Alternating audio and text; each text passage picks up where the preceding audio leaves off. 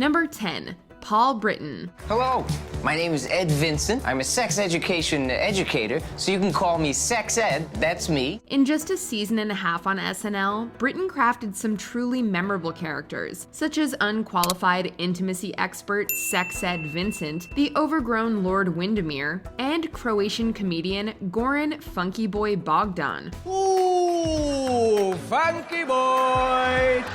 He also provided memorable impressions of Johnny Depp, Ron Paul, and James Franco. Doing so much stuff. It does seem like a lot of stuff.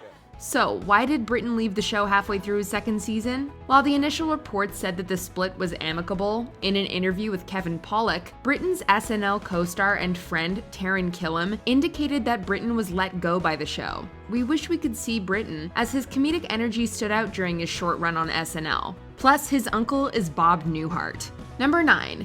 Gary Kroeger. 1, 2, 1, 2, 3, 4! My name is Needleman. I'm an oral surgeon. I'm 31. I like Star Trek and Barbra Streisand, and I'm tired of being a virgin. The 80s weren't exactly the best era for SNL, with creator Lorne Michaels departing for a few seasons, and the show receiving some of its worst reviews during that time. Writer and performer Kroeger lasted a while, joining the same year as Julia Louis-Dreyfus, who played Marie to his Donny Osmond in one noteworthy sketch. After leaving SNL in 1985, Kroeger kept working in show business for some time, hosting various game shows like the Newlywed Game. Now I'm going to ask you a bunch of questions, and I'm looking for matching answers. Matching answers earn points. Couple with the most points, how about a second honeymoon? However, he's since branched off into other ventures, including 2 unsuccessful runs for Iowa political office. Hey, they can't all be Schwarzenegger. Yeah, sorry about that. Oh, don't be sorry for me, Tim. It's probably a good thing. Number 8. Denny Dillon. Success on other stages doesn't necessarily translate to success on the SNL stage. Case in point, Denny Dillon, who received a Tony nomination shortly after her one season on SNL. That was an event. Another talented performer who had the misfortune of being on the show during a tumultuous time, Dillon had a few characters in her time, such as Pinky Waxma or salon customer Nadine. Well, if that's the case, Rowena, you can take out that last curler and cancel next week's appointment. Yeah, Nadine. After leaving SNL, Dillon acted on the HBO sitcom Dream On and lent her voiceover talents to animated series such as Bobby's World, Batman the Animated Series, and Courage the Cowardly Dog. Oh, hello. Who are you? She has also continued with her theater work and since come out as gay, making her SNL's first gay female cast member. Were you bitter when that thing ended? That was a tough season when you were on the cast. They had changed producers. I wasn't bitter because I knew that they were doing what they needed to do. They changed producers and made changes they felt that were necessary. I was a little sad, but I get over it. Time heals everything. Number 7. Melanie Hutsell. Delta, Delta, Delta, can I help you, help you, help you? Melanie Hutsell had a pretty good run on SNL, lasting for 3 seasons, but she didn't make a long-term impact with characters like Dee or Jan Brady or her Mayim Bialik and Tonya Harding impressions. Who's hosting the show next week?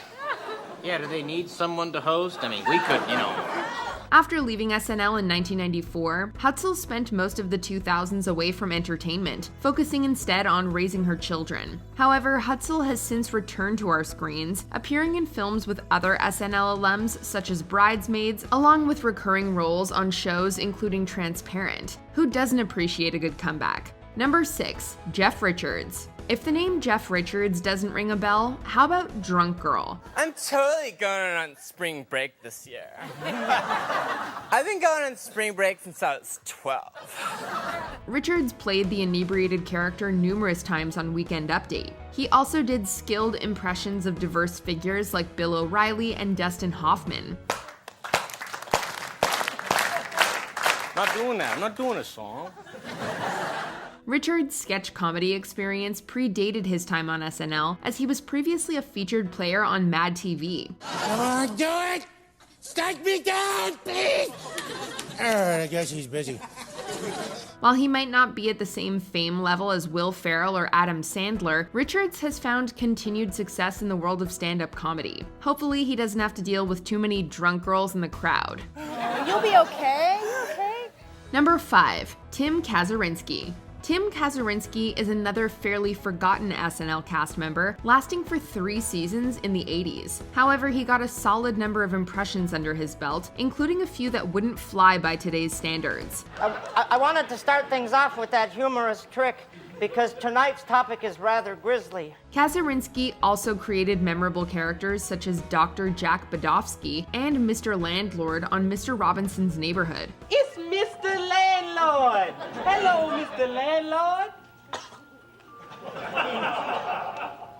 What the? Cut the bull, will you? Your rent's 6 months overdue. It's a summons. He reportedly had a conflict with SNL producer Dick Ebersol and left the show for good in 1984. Who was that man? Madge, I can't take this anymore. Some might argue that Kazurinsky was gone before his time. Real corny, but it works. But hey, he's also in a few Police Academy movies. Number 4, Jerry Minor. A featured player for the show's 26th season, Minor apparently never quite found his footing on the show and was let go after his first and only season. Yeah, that was ridiculous. If you watched SNL back then, you might recall Minor's Rap Street sketch or his Al Sharpton impression on Weekend Update. Tell them, Jesse! Since leaving SNL, Minor has popped up on various comedy series such as Brooklyn Nine-Nine, Curb Your Enthusiasm, and Key and Peele. Hey, those are some major accomplishments too. Is everybody gone? Gone. Number 3, Yvonne Hudson. Although Hudson was only on the show for a single season, she definitely made SNL history. Will you shut that damn thing off?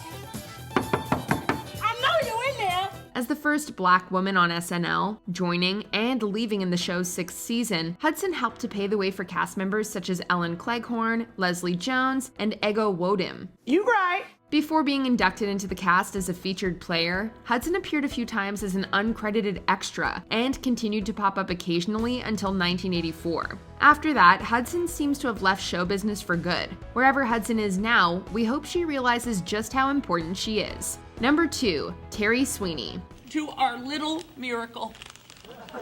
Another history maker on SNL is Terry Sweeney, who, upon joining the cast in season 11, became the first openly gay cast member. Not only that, but Sweeney was also the first openly gay male actor on network television. Before joining the cast, Sweeney was a writer on SNL. In his 1 season on camera, Sweeney tended to be given stereotypical roles, with plenty of drag for impressions like Nancy Reagan, Joan Collins, and Joan Rivers. Ladies, I'm sorry, our time is almost up. It's been wonderful having you on my show, and lots of luck with your new book, Vadim. I hope it does as well as my new book, Enter Talking. After leaving SNL, Sweeney wrote for Mad TV and appeared on the assassination of Gianni Versace, American Crime Story. And most importantly, he was a true pioneer. Oh, what a relief. I was worried we were going to have to get along. Before we unveil our number 1 pick, here are a few honorable mentions. Don Novello. Remember Father Guido Sarducci? And I did the same thing. I decided to one day quit my job, start a new church, and name myself the Pope. Denitra Vance. The second Black female cast member sadly passed away in 1994. And she thinking. 'Tis but thy name that is my enemy. Thou art thyself, though. Not a Montague. What's a Montague? Beth Cahill. Who didn't love the Delta girls? Your eye makeup looks so good. That is such a good color on you. Thanks. It's my mom's. She works for Lancome. I hope to God they don't test on animals. Those big companies don't care about anything. God, your earrings make your whole head sparkle. Number 1, Lorraine Newman. You're such a nice little girl. I know it all the time. Here's your pea soup. Maybe now we can be friends, huh? That's what do you say? Suck it! When you think of the original cast of SNL, names like John Belushi, Chevy Chase, and Gilda Radner likely spring to mind. However, one cast member who deserves more recognition is Lorraine Newman, who was in the SNL cast for the first 5 seasons and provided the show with great characters like Sister Serena, Connie Conehead, and Vicky. What's What's 2 and 2? 4. Just checking. Newman would also avoid repeating roles, which might have hindered their popularity. According to Newman, she went through some difficult times on SNL, but she's since enjoyed a fruitful post-SNL career with plenty of voiceover and writing work. And the coolest thing, she was once approached in public by John Lennon and Yoko Ono. Here's to Lorraine Newman, our favorite forgotten SNL star. God, creative people can be so forgetful. Did you enjoy this video? Check out these other clips from WatchMojo and be sure to subscribe and ring the bell to be notified about our latest videos.